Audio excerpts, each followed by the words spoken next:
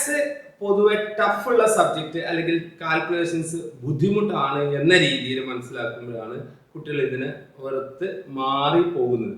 അതേ സ്ഥാനത്ത് ഇതിലെ കാൽക്കുലേഷൻസ് വളരെ ഈസി ആയ രീതിയിൽ ട്രിക്കുകളിലൂടെ ഷോർട്ട് കട്ടുകളിലൂടെ ആദ്യം പഠിച്ച് മനസ്സിലാക്കി കൺസെപ്റ്റുകൾ അതിൻ്റെ ഒപ്പം കറക്റ്റ് ചെയ്ത് പോയി കഴിഞ്ഞാൽ മാത്സ് വളരെ ഈസി ആയിട്ട് മാറും. നമുക്ക് ഒരു ക്വസ്റ്റ്യൻ നോക്കാം, ഇതിന്റെ ആൻസർ സ്വയം ഒന്ന് ചെയ്തു നോക്കാം, അതിനുശേഷം ട്രിക്കിലൂടെ ചെയ്യുമ്പോൾ എത്ര ഈസി ആവുമെന്ന് മനസ്സിലാക്കുക. ഇത്തരത്തിൽ നമുക്ക് ഓരോന്നോരോന്ന് പഠിച്ചെടുക്കാം.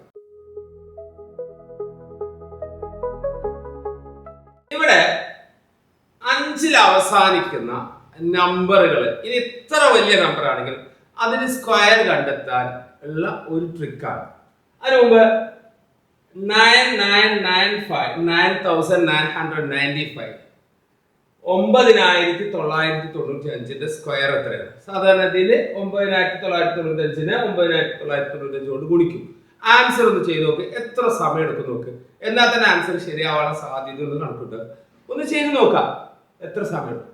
എന്നാൽ അതിനുശേഷം ഇത് ചെയ്യാനുള്ള ട്രിക്ക് ഞാൻ പറഞ്ഞുതരാം. സിമ്പിളാണ്. ഈ നമ്പർ 999 999 അതിനടുത്ത നമ്പർ 1000 ആണ്. ഒരു സംഖ്യനെ 1000 കൊണ്ട് ഗുണിക്കാൻ എളുപ്പം മാർഗം 3 0 ഇനി 5ന്റെ സ്ക്വയർ 25 ആണ്. ഇതാണ് ഇതിന്റെ ആൻസർ. ഈ രീതിയിൽ വളരെ ഈസി ആയിട്ട് ഈ ക്വസ്റ്റ്യൻസ് ഒക്കെ ചെയ്യാൻ പറ്റും.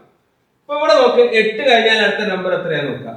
8 × 9 8 × 9 72 ആണ്. 5ന്റെ സ്ക്വയർ 25.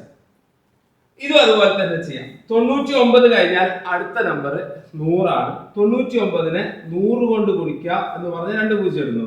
1/2ന്റെ സ്ക്വയർ 1ന്റെ സ്ക്വയർ 1 ആണ്. 2ന്റെ സ്ക്വയർ 4 ആണ്. ഇതാണ് ആൻസർ. ഓക്കെ, ഈ ഇത്തരത്തിലുള്ള ട്രിക്കുകളിലൂടെ മാത്സ് പഠിച്ച കുട്ടികൾക്ക് വളരെ ഈസി ആവും, സൂപ്പറായിട്ട് പഠിക്കാൻ പറ്റും, ഇൻട്രസ്റ്റ് ഉണ്ടാവും, ബോറടി ഒഴിവാകും. ഓക്കെ, അത് ബെസ്റ്റ്.